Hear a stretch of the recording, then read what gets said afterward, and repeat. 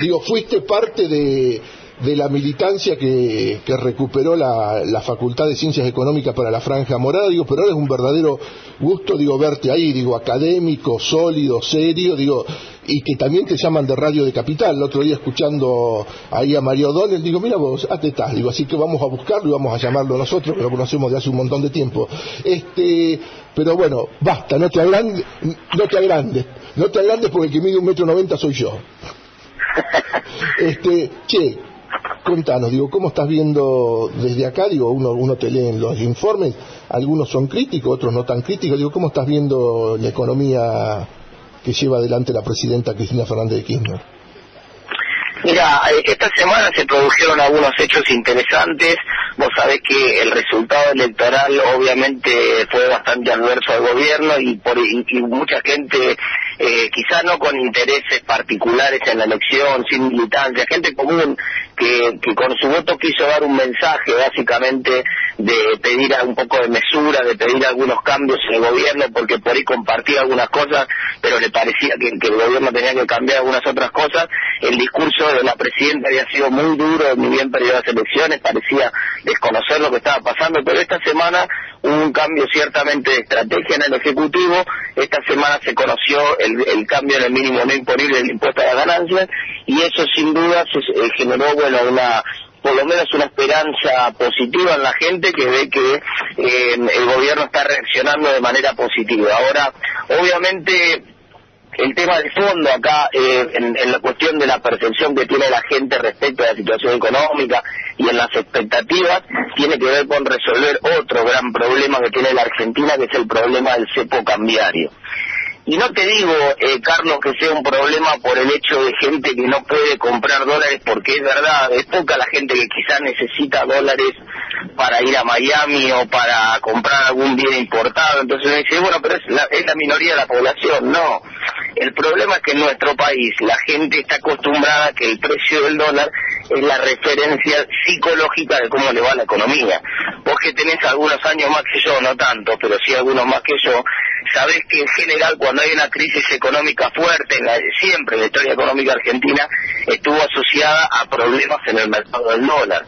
Entonces la gente que no tiene por qué tener formación en economía, que no sabe tanto de economía, ve que desde noviembre del año 2011 hay un problema con el dólar, el gobierno pone un cepo, hay restricciones, el dólar paralelo se dispara, y la gente huele que esta película se la vio, y dice, bueno, acá la situación económica no está buena, no está bien. Entonces me da la sensación que si bien el gobierno esta semana fue en el camino correcto con el tema de ganancias, todavía tiene como deuda pendiente atacar el problema de fondo, que es resolver, destrabar la cuestión cambiaria y resolver el problema del cepo para disparar un poco las expectativas positivas de la población.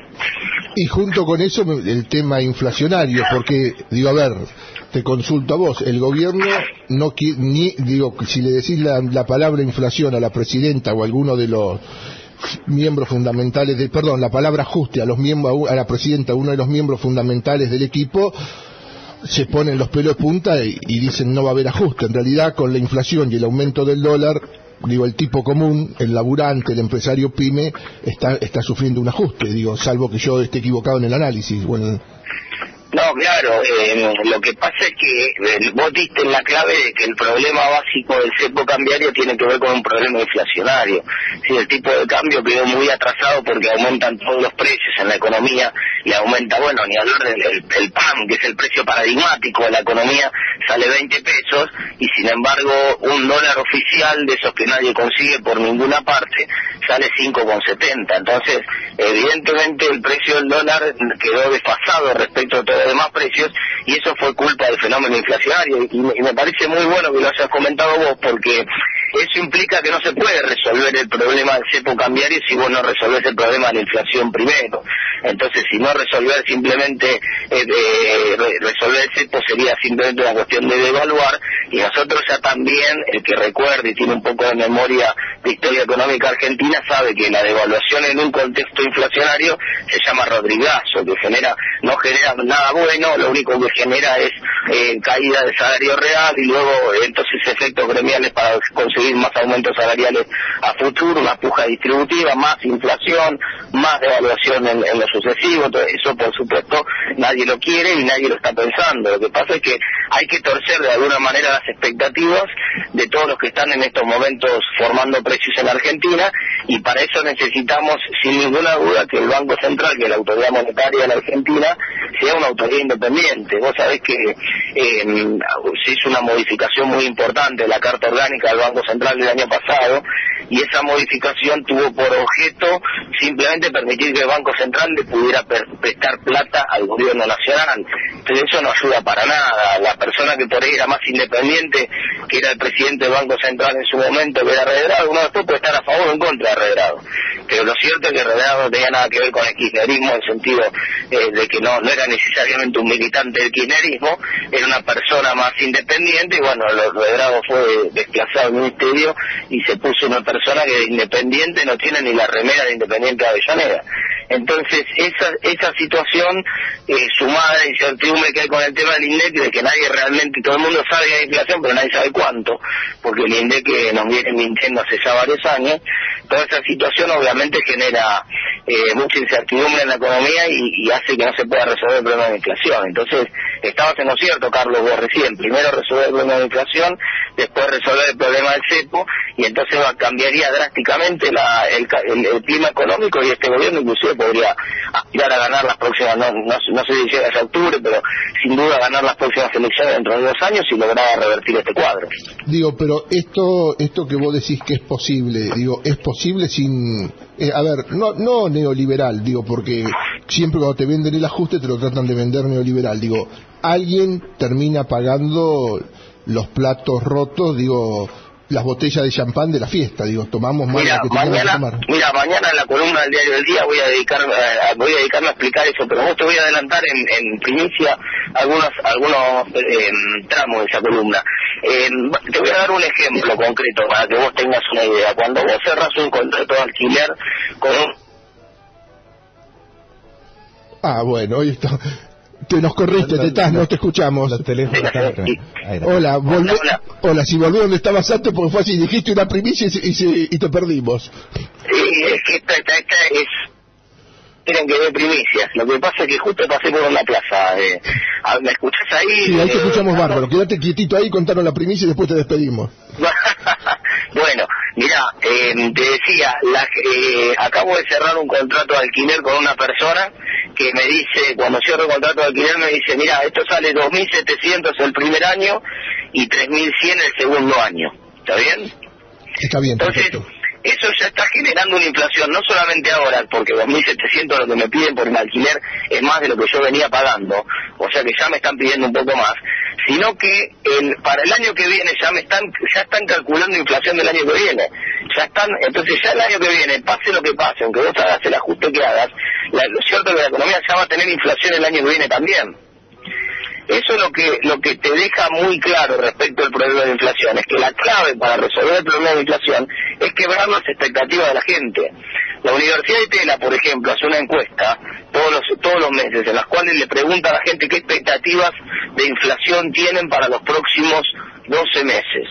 ¿Sabés cuánto está dando en estos momentos? 31%. La gente cree que la inflación en los próximos 12 meses va a ser del 31%. Entonces, en ese contexto, si vos no resolves eso y no lográs que la gente tenga expectativas más bajas de inflación, realmente es imposible resolver el problema. Ahora, si vos resolves ese problema de expectativas, quebrás las expectativas y le explicás a la gente que vas a un programa serio, que solucionaste el problema del INDEC, que solucionaste el problema del Banco Central y que vas camino a tener una inflación de la mitad o mucho más baja el año que viene, sin duda la gente va a cambiar sus comportamientos y vas a tener una inflación más baja sin necesidad de producir un ajuste.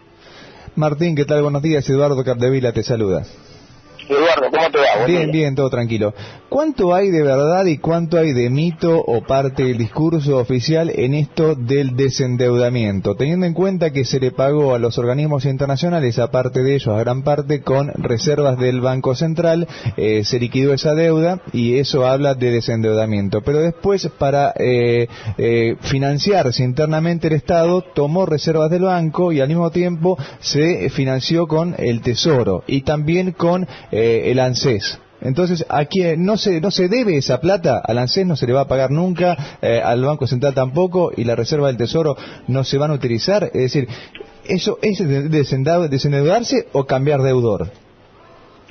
Mira, hay un poco de cada cosa. La presidenta dijo esta semana que había pagado 173 mil millones de dólares de deuda externa, declaraciones oficiales de la presidenta en estos 10 años.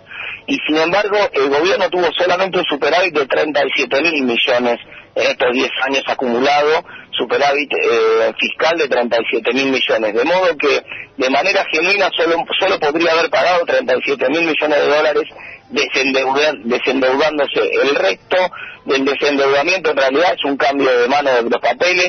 Ahora el gobierno tiene, como muy bien decías vos recién, una deuda muy importante con la ANSES y tiene una deuda muy importante con el Banco Central. Y es particularmente preocupante el caso de la deuda con el ANSES porque tiene muchos títulos que están en pesos. Entonces el gobierno le debe pesos, canceló dólares afuera, pero lo cierto es que le debe pesos al ANSES, y entonces todo el proceso inflacionario hace que obviamente esa deuda se vaya licuando y los grandes perjudicados terminen siendo los futuros jubilados, ¿no? Bien, Martín, sé que estás llegando tarde a dar clase. La verdad nos quedaron muchísimos temas para hablar con vos, te vamos a estar jodiendo otras semanas, así que... No hay problema, sábado que viene charlamos un rato. Ah, bárbaro, genial. Y por ahí, digo, bueno, después lo arreglamos durante la semana. Por ahí, si tenés ganas, antes de ir a la facu, te venís a tomar unos mates con nosotros acá en la primera hora de programa. Martín, muchísimas gracias, un gran abrazo, y mañana te vamos a leer en el diario El Día. Un gran abrazo. Dale, un abrazo, vamos a la semana que viene. Chau, chau, chau. Chau. Así pasaba Martín Tetaz, joven economista, de perfil radical, profesor de la Universidad Nacional de La Plata, que se va consolidando como un economista para tener en cuenta acá, desde la UNLP, desde la ciudad de La Plata, ahora ya lo llaman de Buenos Aires, las columnas en el diario El Día han pegado, ahí porque no son todas críticas, él ahí en alguna, hablaba que por el índice de consumidor antes de las elecciones la presidenta estaba con un 37% de aceptación, y después sí fue muy crítico cuando la presidenta nos comparó con Canadá, con Canadá y Australia, ¿no? Así que, la verdad, un verdadero gusto. 11:01, y próxima hora hay que hablar de la ley de medios. ¿Qué semanita tuvimos, ¿Qué semanita? Vamos a hablar un poco de eso.